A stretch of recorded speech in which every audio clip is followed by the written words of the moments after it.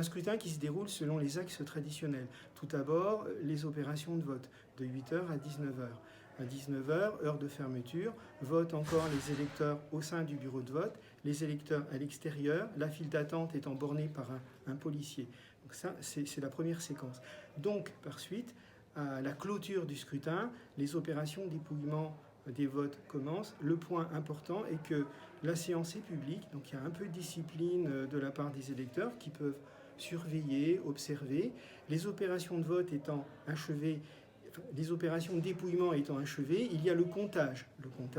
Donc cette opération étant terminée, il y a le rapprochement entre les résultats des 3 bureaux de vote, de façon à proclamer les résultats du premier tour, je ne sais s'ils sont définitifs, à l'issue des opérations. À supposer que les résultats soient définitifs, la délégation de fonctions, qui exerce des fonctions d'affaires courantes, de gestion des actes urgents et organise l'élection, la délégation de fonctions, au prononcé définitif des résultats, cesse ses fonctions. Le président de la délégation spéciale reste en fonction jusqu'à l'installation du conseil municipal reconstitué qui élira le maire et les maires adjoints.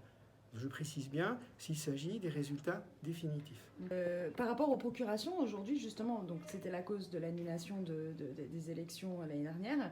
Est-ce qu'il y a eu quelque chose de particulier qui a été mis en place pour ce scrutin ?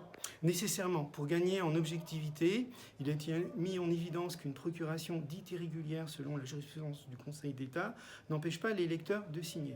Pour autant, la règle a été de mentionner les non-conformités au procès-verbal des opérations de vote, puisque seul le Conseil d'État, seule la juridiction administrative peut relever des irrégularités. Ces mentions au procès-verbal sont acquises dès lors que la majorité des membres du bureau y consent.